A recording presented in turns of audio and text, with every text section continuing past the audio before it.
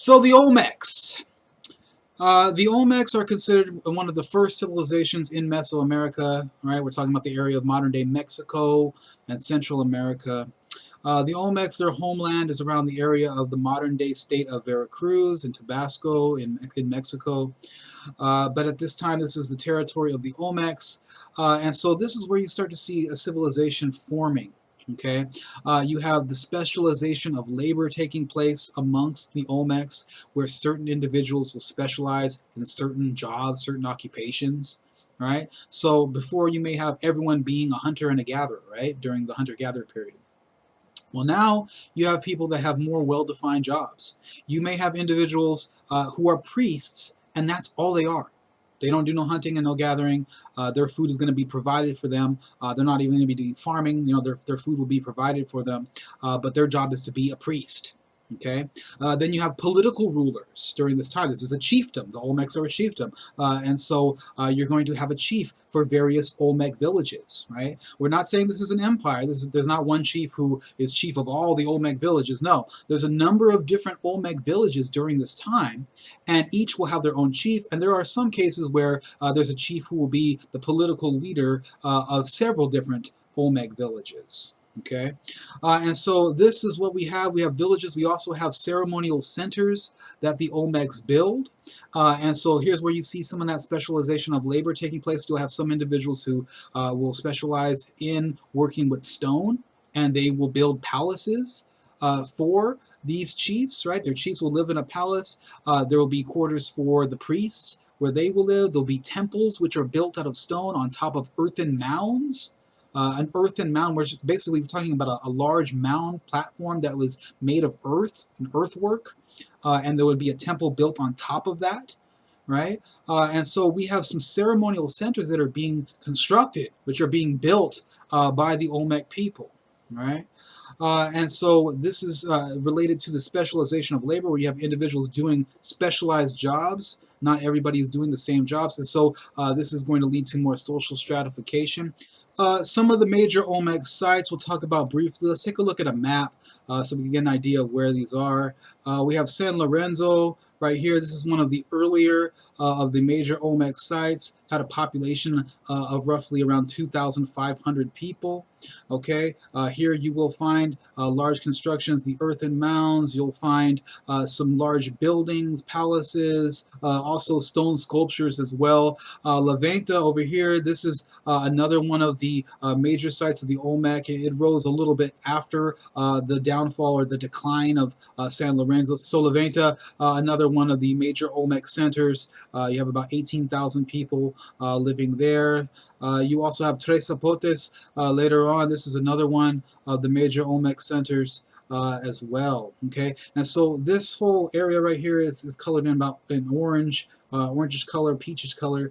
This is the main homeland of the Olmecs. Okay, so this is where you have their sites, and they are in communication with other civilizations who existed at this time as well during the formative pre-classic time period. Okay, here's Monte Alban. We'll talk a little bit more about that civilization a little bit later. Okay, and over here is where you find the Mayan groups who are around during this time.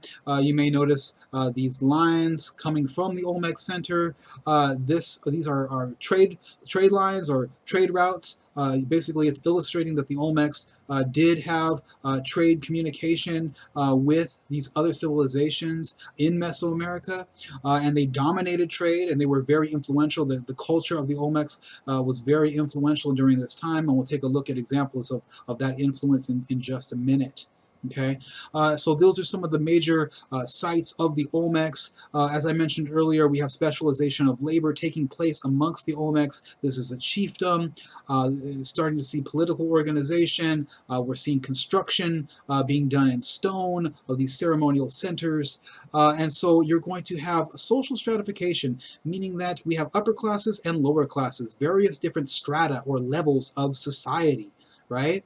And so at the top of this social stratification, you have your ruler, okay, your chief. He may rule over one particular village or ceremonial center, or maybe a number of different villages. Okay, below the chief, you will have the priestly class, who are also very influential and powerful in Olmec society. Okay, beneath the priestly class, you're going to have the commoners. And the commoners are responsible for a number of different things. Commoners will be the ones who are actually doing the labor of construction when they're constructing the ceremonial centers, like La Venta. But you also have commoners responsible for agriculture. They're going to be feeding the priestly class. They're going to be feeding the political rulers. Okay, so they're going to be involved in agriculture as well, the commoners. And so this is a rough social stratification. It's not hugely defined, and this social stratification develops even more so and increases over time as we get closer and closer towards the Classic period. During the beginning of the formative pre-Classic and early Olmec civilizations, their social stratification was not so well defined. In fact, it was more egalitarian, meaning that people were more equal. And their roles became more and more defined over time, over many, many years. Okay, and it became more and more stratified into different levels with an upper and lower class over time, something that happened over time. Okay, the trade network I mentioned earlier when we were looking at the map.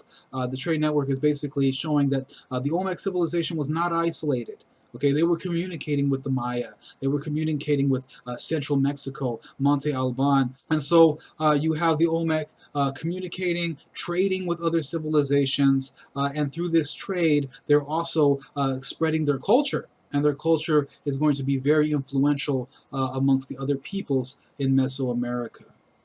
Okay, so maybe you've heard of the Aztec calendar, you've seen pictures, the Mayan calendar. It's a very similar calendar, right? Well, this same calendar was used by the Olmecs, and some believe that it was originated by the Olmecs, right? The Olmecs created this calendar, and this information was passed on to other civilizations in Mesoamerica, like the Mayans and later on the Aztecs. That possibly could be true, but there's other civilizations that were using it around the same time as the Olmecs. It's possible that maybe another civilization came up with it. Maybe it goes back before even the Olmecs, but they're the first to start creating stone sculptures based around it, so that we could see evidence of it today. But one way or another, it seems that the Olmecs were one of the first civilizations to use this calendar, and this calendar has a number of different components. There's several different calendars basically. One that we'll talk about, the ritual calendar.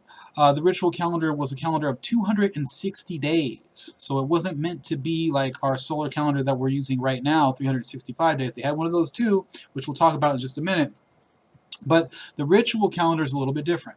It's close to about 9 months, and so some believe that maybe this is a connection with the period of human gestation, right? The birth cycle of 9 months. Maybe that's the correlation with this 260-day calendar. That hasn't been proven, still a theory. But one way or the other, this was a 260-day calendar. As I said, it was a ritual calendar, so this calendar is related to ceremonial purposes. It's also sort of a fortune-telling device for everyday life. Okay, so in this calendar, you have 13 day numbers. Okay, so the numbers 1 through 13 for the numbers of the days, and you also have day names, right? We have day names, right? Monday, Tuesday, Wednesday, Thursday, it's the name of the day. Well, they had names as well, only they had 20 of them. Okay, so there's 20 different day names. So each day in the 260-day calendar would have a day number and a day name.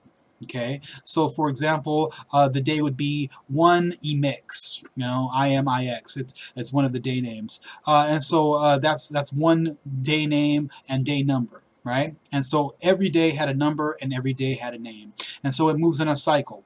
So if there's 13 numbers, it goes, 1, 2, 3, 4, 5, 6, and each one having a corresponding name going along with it. And then once it reaches 13, it starts over again, 1. But the names, the day names, since there's 20 of them, they don't start over again. They go on until they reach 20, and then they start over again as well. So you see how those 13 and 20, those two sets of numbers, they lead to this pattern of repeating cycles, right? A repeating cycle of 13 numbers and 20 names, if that makes sense. Okay, it's a little complicated, but basically all you need to know is that this cycle repeated for 260 days. And so that's the ritual calendar, and it was used to tell the fortune of that particular day. You see what I'm saying? Fortune telling, divination.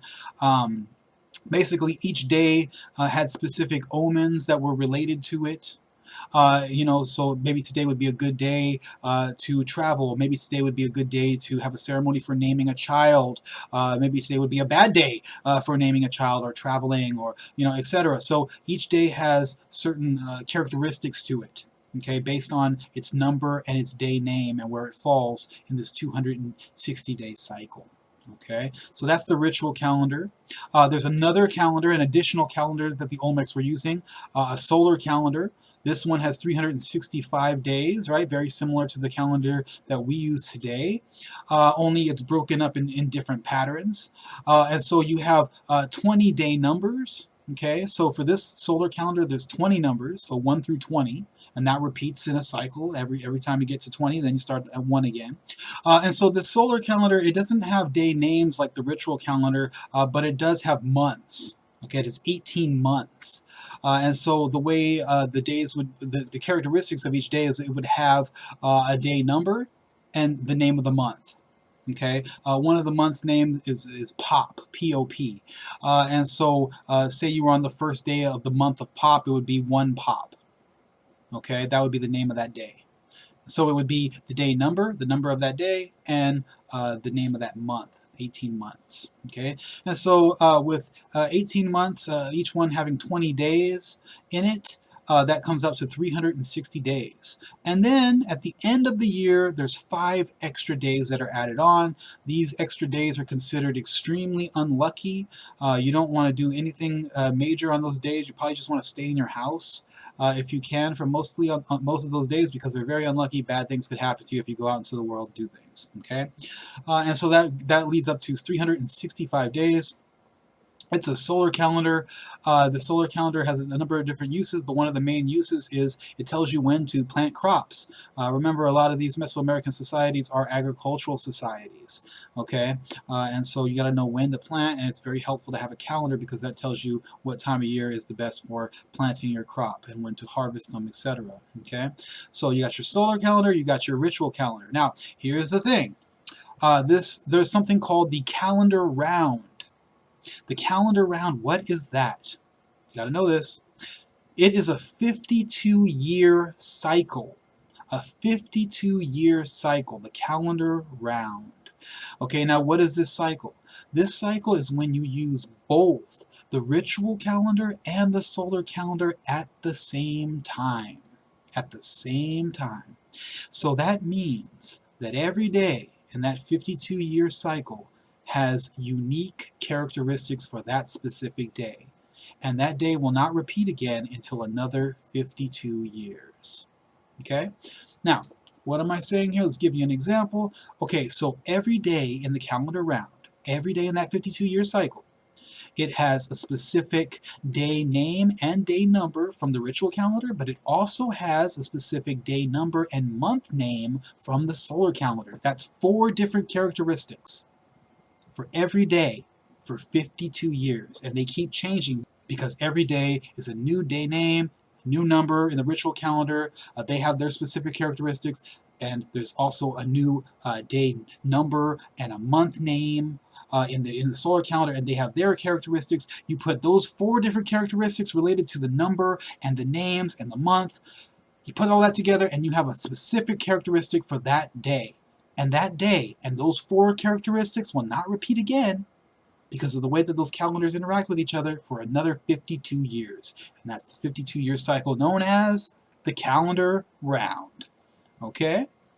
That's interesting, right? Every day is unique for 52 years, and then the cycle begins again. It's a cyclical view, cyclical meaning, cycles, cyclical view of how time works, right, according to these calendars, and then it repeats again. So time works in cycles from the perspective of many Mesoamerican peoples who use this calendar.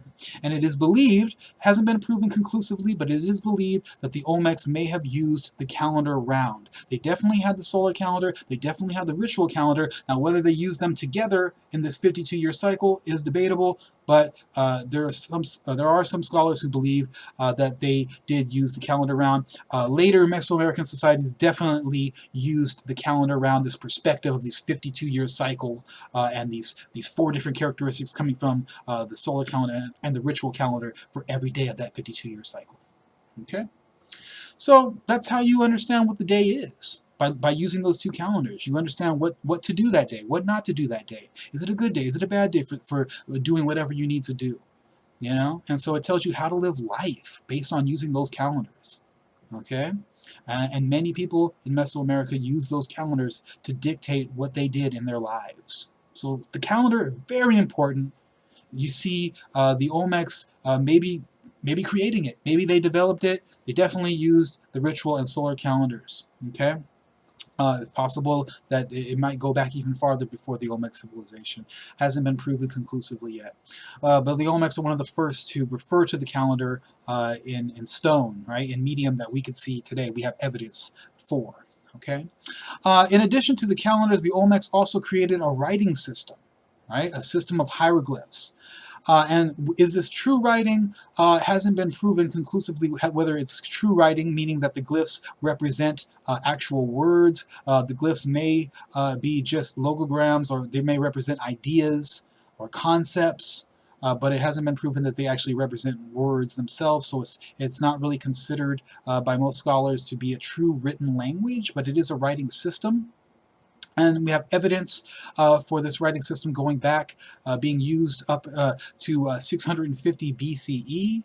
Okay, so that's huge. This writing system was most likely passed on to other civilizations in Mesoamerica. Very influential, the Olmecs were, right? Creating a writing system, calendars, all right? And you also have the ball game. Okay, some of you may be familiar with this, some of you may not. I'll post up a link that shows you an example of what this ball game looked like. Basically, you would have teams playing this ball game, right? So basically, you have a rubber ball, right? It's this hard rubber ball, and you have to hit this ball through a stone hoop that is up real high, okay? All right, so there's a court where you have like these two slanting inclines like this. Right? And then you're down here and you're going up on these inclines and you're hitting this ball and trying to get it through a stone loop, you know, like a loop like this, like a hole that's up really high, and you have to get it through that. And the thing is, you aren't hitting this ball with your hands or your feet or anything. You can't use your hands or your feet, right? Can't even use your arms or your legs. You're using your hips, okay? The size of your body are your hips. And so I'll show you in the video an example. I'll put up a link to it that shows an example of hitting this ball, this rubber ball, with your hips, and trying to get it to go through this loop made out of stone that's up high.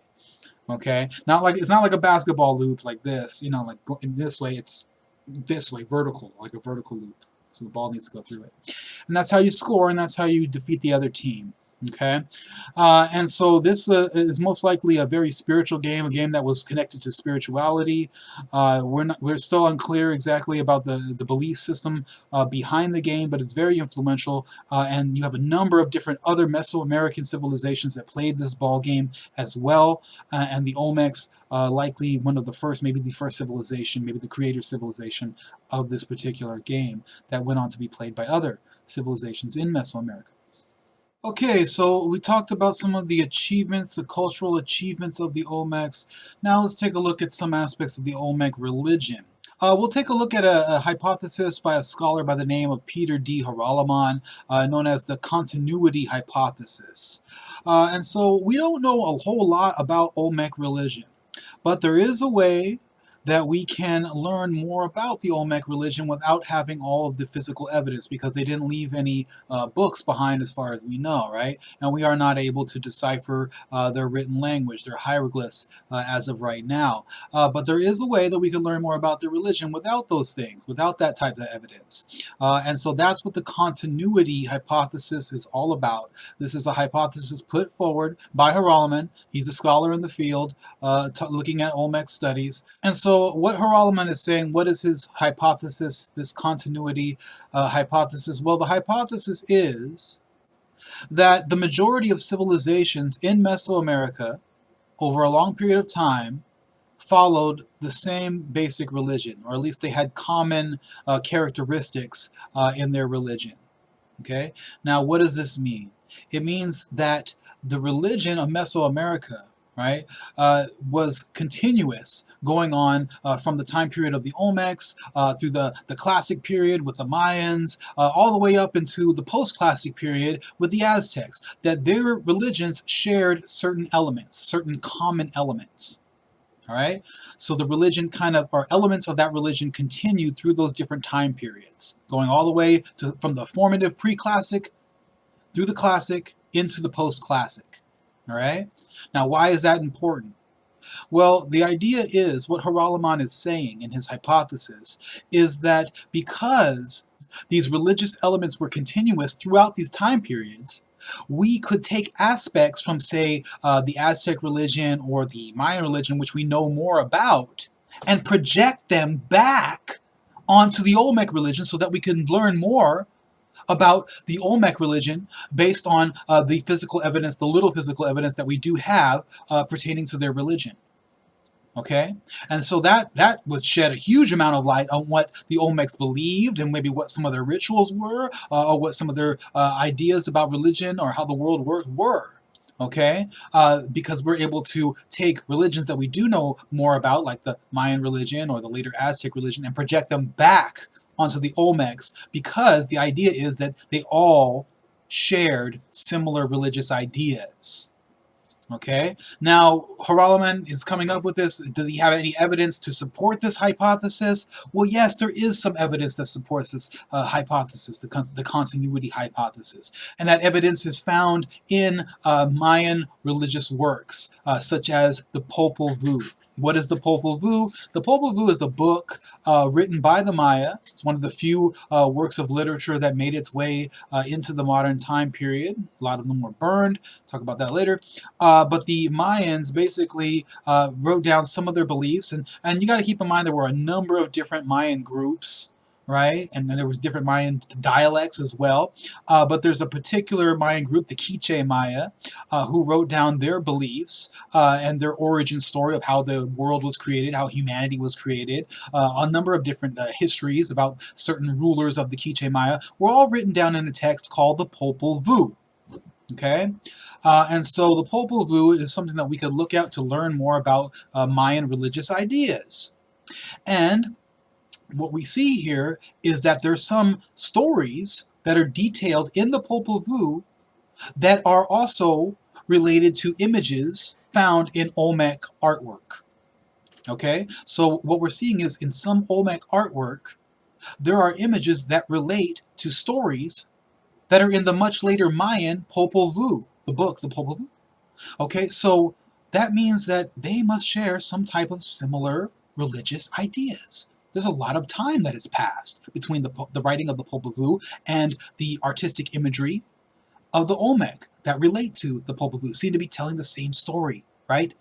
And so because of evidence like that, we are more inclined to believe the continuity hypothesis, that there are certain religious ideas that are common throughout the formative pre-classic period through the classic into the post-classic period. Certain religious ideas that these major civilizations all believed in. Okay?